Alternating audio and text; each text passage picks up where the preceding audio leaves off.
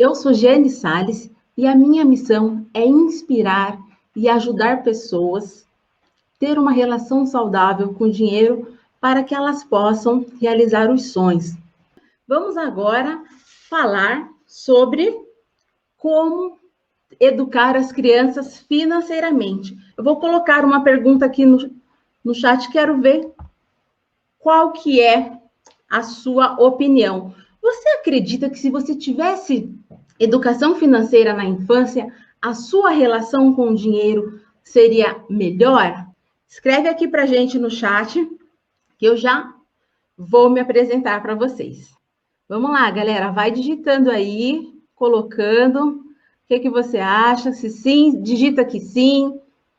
Se não, se você acredita que não iria interferir, coloca que não. Vou me apresentar para vocês e vou fazer isso, eu vou contar uma história. Era uma vez um gato xadrez. Eu sou Jeane Salles e desde a minha infância eu sempre fui uma criança muito sonhadora. Eu sempre tive muitos sonhos. E os meus pais vieram do Nordeste para São Paulo em busca de uma vida melhor. Então, nem tudo que eu sonhava eles conseguiam me dar, porque naquela época os recursos financeiros da família era suficiente apenas para arcar com as nossas necessidades básicas, né? Então, eu me lembro que por volta ali dos 8, 9 anos, eu tinha um sonho de ter uma bicicleta rosa. Dependendo da idade que você tem, conhece aquela bicicleta Ceci, cor-de-rosa, que vinha com uma cestinha. Então, na minha cabeça, eu queria ter aquela bicicleta com a cestinha cheia de flores e carregar uma Barbie na garupa da minha bicicleta. Porém, tudo que o meu pai pôde me dar naquela época foi uma bicicleta velha, enferrujada, que ele havia comprado no ferro velho. E aí, eu fui crescendo um pouco mais, então eu tinha mais sonhos. Eu queria praticar judô também.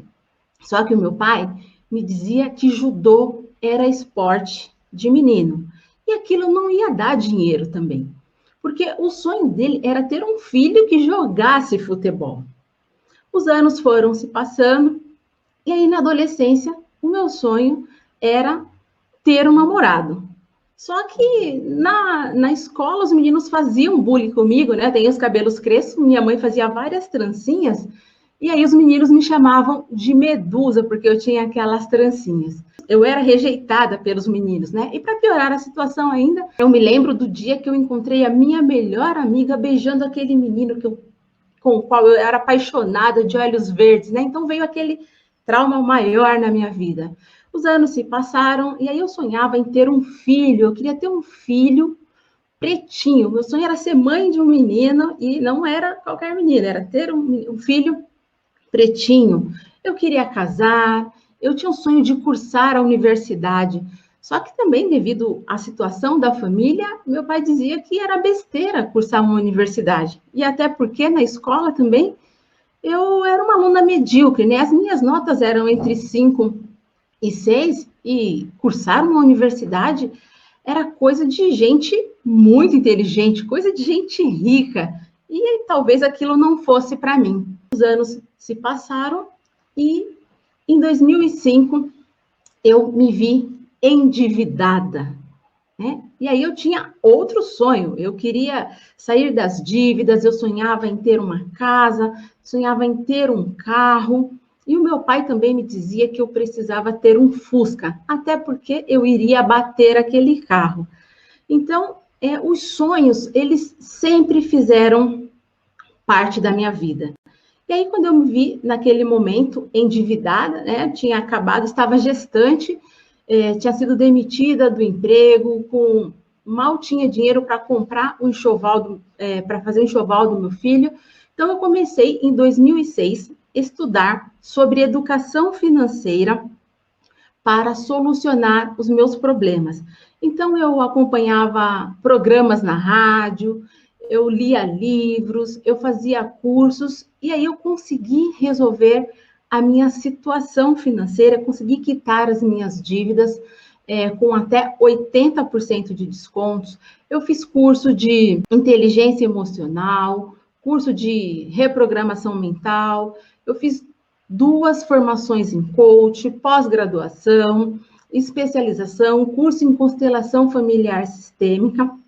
E em 2015, quando o autor do livro Os Segredos da Mente Milionária veio ao Brasil, eu tive a oportunidade de ficar 3 dias aprendendo ali com ele como que faz para ter uma mente milionária, o que tem por trás de tudo isso.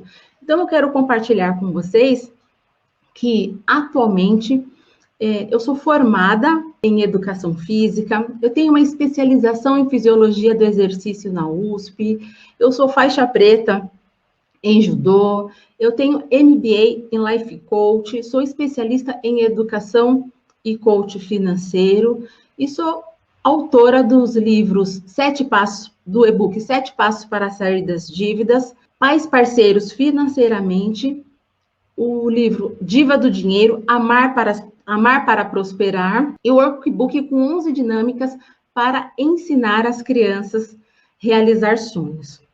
Então, eu consegui realizar esses sonhos, consegui construir a minha casa própria do zero, com 3 andares, que era um sonho, casei e sou a mãe do menino pretinho que eu tanto sonhava. Então, agora, eu vou compartilhar com vocês quais foram os passos que eu utilizei na minha vida lá, desde a infância, para conseguir realizar esses sonhos. Quando eu tinha por volta de 11 anos de idade, eu comecei a empreender. Então, eu gostava de pintar peças de gesso e eu tinha uma funcionária. E eu pintava as peças de gesso e essa senhora, ela fazia reunião com as minhas peças de gesso, vendia e trazia mais encomenda para que eu pudesse pintar novas peças. E aí, naquele momento, eu comecei a empreender. Ninguém me disse que eu estava empreendendo, mas se a gente for olhar hoje, aquele ato de pintar e vender aquilo que eu fazia com as habilidades que eu tinha, hoje se chama mesada empreendedora. Então, como que era a educação financeira antigamente? Antigamente era um tabu falar de dinheiro entre os casais, com as crianças nem pensar. Não se encontrava educação financeira nas escolas, então como que nós aprendíamos? As pessoas aprendiam informalmente sobre educação financeira com seus pais, que aprendiam com os avós, e assim sucessivamente. Só que hoje isso tem mudado bastante. Hoje as crianças começam a aprender sobre educação financeira na escola a partir dos 3 anos de idade. E com a nova regulamentação, agora, este ano, a partir de 2020, todas as escolas do Brasil são obrigadas a oferecer educação financeira como tema transversal no ensino infantil e no ensino fundamental. Então, hoje a gente pode verificar que essa relação do dinheiro, ela começa desde cedo. Então, se você acredita que, mas 3 anos de idade a criança é muito nova, consegue aprender alguma coisa? Sim, essa educação é feita com uma linguagem adequada para cada faixa etária. Eu tive a oportunidade de participar de um projeto internacional onde nós oferecíamos educação financeira para as crianças e para as famílias também. Então, essa educação financeira, esse projeto aconteceu no Brasil, na China, no México e nos Estados Unidos. E os resultados têm sido cada vez melhores. Então, nós vamos ensinar hoje as crianças a lidar com o dinheiro de forma prática, leve e divertida. O primeiro passo para a gente falar sobre como ter as crianças educadas financeiramente é o sonhar. E por que o sonhar? Porque quando você fala sobre sonho com as crianças, é algo prazeroso, não só com as crianças, mas com o adulto também, Então, o sonho, ele é um fator motivacional. Você conhece quais são os sonhos dos seus filhos, quais são os sonhos do seu esposo, da sua esposa, do seu parceiro, da sua parceira? Conhecer os sonhos das crianças é muito importante. E existem 4 tipos de sonho. Então, se você está com papel e caneta, pega aí que é para anotar quais são esses sonhos. Então, o primeiro tipo de sonho que nós vamos falar é o sonho material. O sonho material é aquele sonho que o dinheiro compra. O que pode ser um sonho material? Sonho material pode ser para as crianças, né? Pode ser aquisição de um brinquedo, pode ser um carrinho, pode ser um passeio, uma viagem, conhecer algum lugar, pode ser aquisição de uma bolsa, pode ser aquisição de uma roupa. Então, é aquilo que o dinheiro compra. Para os adultos, pode ser algo maior, pode ser um carro, uma casa, uma viagem,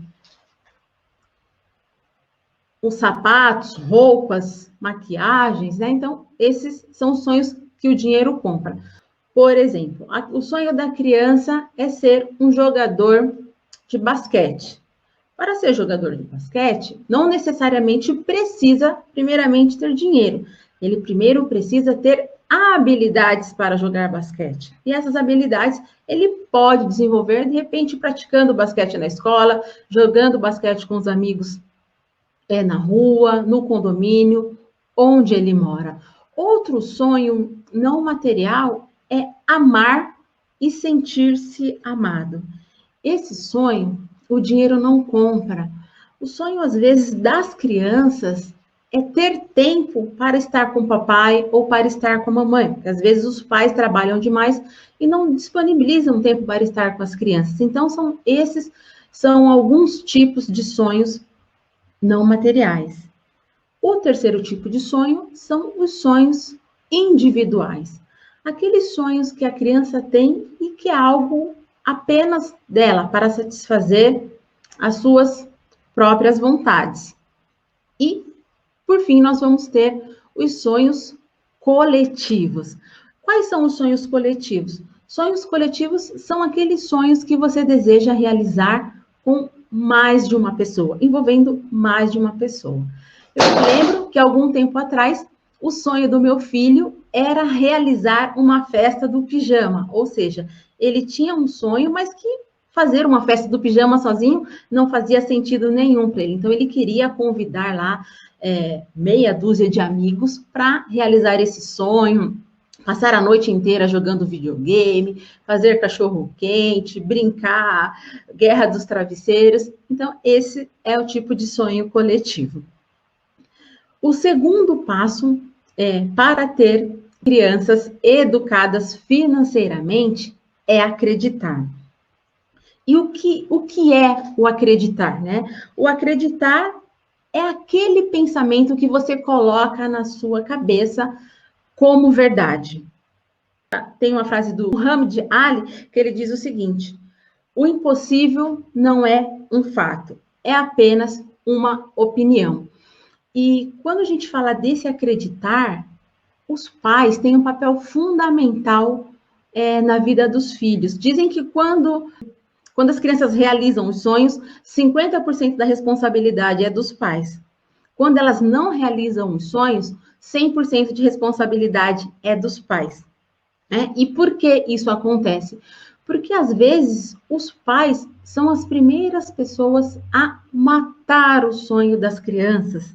Ou os pais, ou aquele ambiente que ela vive, e, às vezes, até mesmo um professor na escola faz isso. Então, eu me lembro o dia que o meu filho chegou em casa e ele me contou que tinha ido à escola e que o professor havia perguntado quais eram os sonhos das crianças. E aí ele falou que o sonho dele era ser jogador de futebol. E o professor falou: jogador de futebol? Mas isso é muito difícil. Você não acha melhor escolher um outro sonho? E aí, quando ele me contou aquilo, cortou o coração, né? Eu, como mãe, falei assim: não, filho, você pode sim. Você precisa saber o que vai ser necessário, mas você pode realizar todos os seus sonhos. Tem a Amanda Dreyer, ela tem uma frase que diz o seguinte: se o seu coração sonhar, você tem o dever de realizar. Então, é muito importante você incentivar e motivar as crianças que é possível realizar todos os sonhos que ela tiver. Então, o papel do papai e da mamãe aí é incentivar os filhos.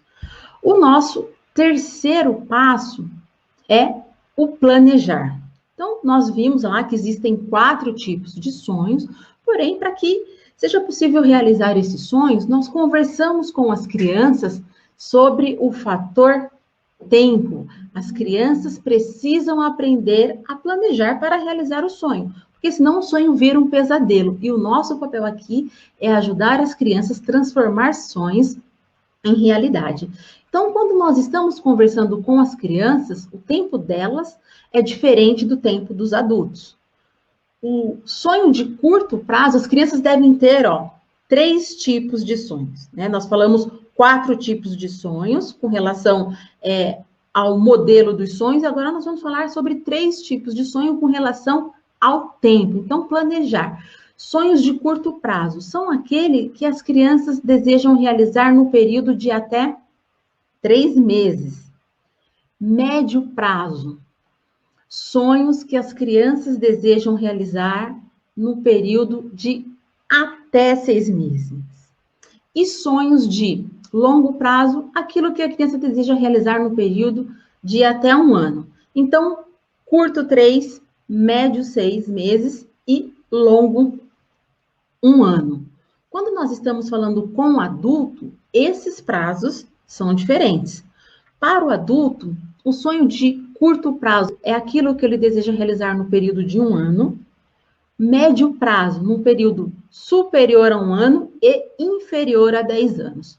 Eu gosto de falar que 5 anos é um tempo médio bom para definir esses sonhos de médio prazo. E, por fim, nós vamos ter os sonhos de longo prazo, que o adulto deseja realizar num período superior a 10 anos. Pode ser a independência financeira, pode ser uma aposentadoria complementar, pode ser uma casa de veraneio. Ali, sonhos de médio prazo, né? Às vezes, uma formação, uma faculdade, um MBA, uma viagem com uma família, troca de carro, troca de casa. E ali, num período de 1 ano, aqueles sonhos, às vezes você quer comprar um relógio, você, em vez de fazer um parcelamento daquele relógio, você pode colocar como uma meta para ser alcançada. Pode ser acessórios, roupas, a troca de um celular, a reforma de um cômodo da casa. Então, esses são os tipos de sonhos que você pode estar utilizando aí para estar realizando. Vamos agora para o nosso 4º passo. E o 4º passo é o poupar. Então, definimos os tipos de sonhos, definimos os prazos, e aí, como que vai fazer para esse sonho tornar-se realidade? É necessário poupar. Tá, mas como que eu vou poupar para ajudar as crianças a realizar sonho? Então, tem pais que dão mesada para as crianças. Então, essa seria uma forma que a criança pode começar a poupar o dinheiro para realizar o sonho. Pode ser por meio da mesada, essa seria um tipo de mesada econômica, pode ser por meio daquela mesada voluntária, né? Ali, às vezes, a criança tem 3 anos, recebe um dinheiro da avó, do tio, da madrinha. Então, mesada voluntária é aquele dinheiro que a criança recebe para comprar doces, então ela pode começar a poupar aquele dinheiro ali no cofrinho para a realização desse sonho. Tem um outro tipo de mesada, que é a mesada ecológica. Como que seria esse tipo de mesada ecológica? Os pais reúnem as crianças e aí eles vão verificar como que é possível economizar nos recursos, seja de energia elétrica, seja de água, seja de compras no supermercado. E aí, todos os valores que for reduzido ou eliminado, pode ser revertido em benefício para a criança poupar e realizar aquele sonho. Deixa eu dar um exemplo. Se você pega a conta de energia elétrica ou a conta de água, senta com a criança e mostra para ela que lá vai ter meses que houve um consumo maior e meses onde teve um consumo menor. Então, juntos vocês podem estabelecer uma meta para alcançar no mês seguinte, entre os maiores e menores consumos. Então, vocês vão estabelecer aí uma meta média que é possível e realista para a família realizar, e todos os valores que forem reduzidos, esse valor será convertido para a realização da criança, para a criança poupar para realizar um sonho dela. Se o consumo de água o mês passado foi R$ 200, vocês estabeleceram, tinha R$ 200. Nós conseguimos reduzir para 180, ou seja, teve uma redução de R$ 20. Então, esse valor, essa diferença pode ser destinada para a realização do sonho daquela criança. E como que faz isso? Como que envolve as crianças dentro desta dinâmica? Você pode convidá-los para ser os detetives do lar, ou seja, sempre que encontrar uma luz acesa, apagar. Quando colocar o celular para carregar, desplugar. Depois que o celular foi carregado, desplugar o celular da tomada. Tem crianças que jogam videogame e deixam lá o videogame no quarto ligado a noite inteira. Então, desligar o videogame quando não estiver utilizando, reduzir o tempo no banho, fechar a torneira quando for lavar as mãos ou escovar os dentes. Essas medidas ajudam na economia da energia, ajudam na economia de água e você vai utilizar o seu dinheiro de forma racional e consciente com crianças saudáveis e educadas financeiramente. Então, feito isso, uma outra coisa também, tem lá a mesada empreendedora, né? Tem crianças que têm habilidades para fazer a moeba, tem crianças que têm facilidade para escrever, tem crianças que têm habilidades culinárias, fazer coisas para vender, sacolé, juju, gelinho, outras gostam de escrever, pintar, desenhar. Então, tudo isso pode ser revertido, como eu fazia lá na minha infância, com 11 anos de idade, né? Os meninos, às vezes, gostam de confeccionar pipas. Quais são as habilidades que os seus filhos têm e que pode ser revertido em algo para vender e que irá ajudá-lo a realizar os seus sonhos? Definido esses sonhos, é importante saber quanto custa o sonho. Se o seu filho tem ali 3, 4, 5 anos que ainda não tem muita familiaridade com os números ou com o dinheiro, você pode fazer isso junto com ele. Se é uma criança acima de 7 anos, você pode pedir para ela pesquisar, se ela tiver um celular, pesquisa quanto que custa aí esse sonho, filho. Aí a criança vai lá, pesquisa em diferentes lugares, ensina as crianças a fazerem pesquisa de preço para ver onde que ela consegue ter uma oferta melhor. Pesquisou o preço? Tá, define onde que vocês vão comprar aquilo que a criança quer. E o próximo passo é saber quanto é necessário poupar por mês. Vamos imaginar que o sonho da criança, ela tem um sonho que custa R$ 100 e ela quer realizar esse sonho no período de 10 meses. Quanto que é necessário poupar por mês? R$ 10 por mês. Quanto que é necessário poupar por semana? R$ 2,50 por semana.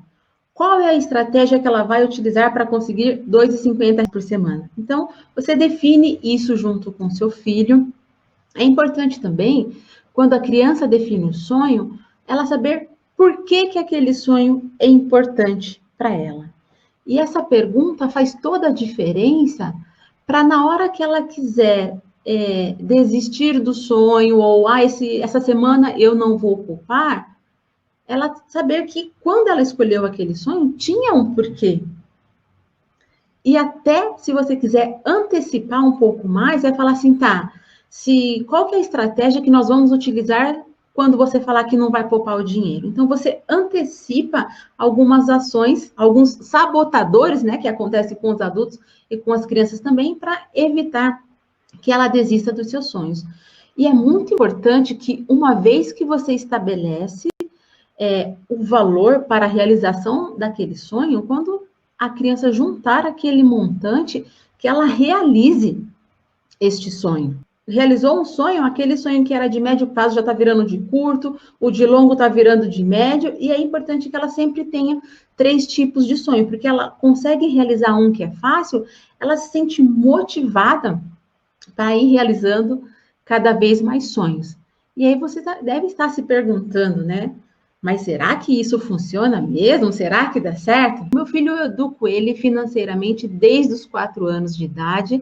Vocês viram que é possível educar as crianças desde pequenos para que eles possam ser saudáveis financeiramente, ter essa relação desde pequeno, né? Desde os 4 anos de idade, eu comecei a educar o meu filho financeiramente. Às vezes a gente ia, ele recebia um dinheiro, ia até a doceria e para comprar guloseimas, em vez de ir lá na doceria e gastar aqueles R$ 2 que ele recebeu, eu orientava ele, ó, você gasta metade e poupa a outra metade para a realização desse sonho. Então, quando as crianças sabem o porquê que elas estão fazendo aquilo, é muito tranquilo quando chega a hora de poupar. Então, é importante que a gente use o dinheiro para realizar os nossos sonhos e para realizar as nossas necessidades e prazeres também. Então, o dinheiro bem utilizado, você poupa no curso, você desfruta o hoje, desfruta o amanhã e o depois de amanhã também. E agora eu vou compartilhar com vocês quais são os 4 erros que os pais cometem na hora de falar sobre educação financeira com as crianças. E o primeiro erro é não dizer não. Tudo pode, tudo que a criança quer, o pai vai lá ou a mãe vai lá e realiza. E qual que é o problema quando você não diz não para a criança? Porque aquela criança que cresce achando que tudo pode, quando ela chega na vida adulta, ela tem sérios problemas com isso, porque ela vai continuar achando que tudo pode. Aí ela gasta aquele limite do cheque especial, que é 5 vezes maior que o salário que ela recebe, ela utiliza o limite do cartão de crédito, ela tem múltiplos empréstimos e vive enrolada em dívidas, ela não consegue sair dali, porque ela não aprendeu a analisar e equilibrar as tomadas de decisões, porque desde criança ensinaram para ela que tudo pode. E você pode tudo sim, porém não é possível tudo ao mesmo tempo. Então, dizer não para as crianças, quando as crianças aprendem a ouvir o não ali na infância, elas vão aprender que a vida é cheia de nãos. E aí ela aprende a lidar com aquilo sem tanta frustração, para não cair aí na questão do imediatismo e aí depois ter sérios problemas futuros. O próximo passo é não falar de dinheiro com as crianças. Tem pais que acreditam que dinheiro não é assunto de criança, não se fala sobre dinheiro com a criança. E quando os pais não falam de dinheiro com as crianças acham que é só passar no cartão de crédito. O pai fala assim, ah, filho, não posso fazer isso hoje. A criança vai lá e fala, passa no cartão de crédito.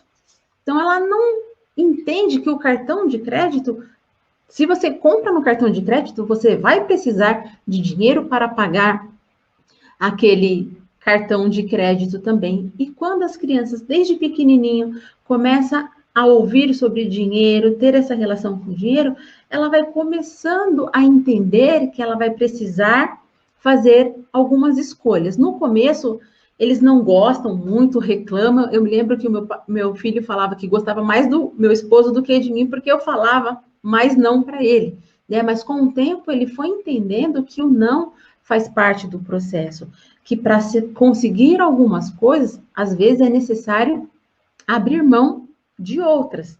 E isso é a vida inteira. Então você precisa ter escolhas mais conscientes e mais assertivas para que você possa fazer isso aí de forma inteligente com o seu dinheiro. O terceiro erro que os pais cometem, que a gente ouve muito falar, não levar as crianças ao supermercado. Por que não pode levar as crianças ao supermercado? Ah, porque a criança vai querer tudo, eu vou comprar mais do que eu deveria. E aí, a minha orientação é justamente o contrário. Uma das maneiras que eu eduquei o meu filho financeiramente foi levando ele ao supermercado. Então, nós iniciávamos esse processo de educação financeira antes mesmo de sair de casa, na hora que nós iríamos preparar a nossa lista.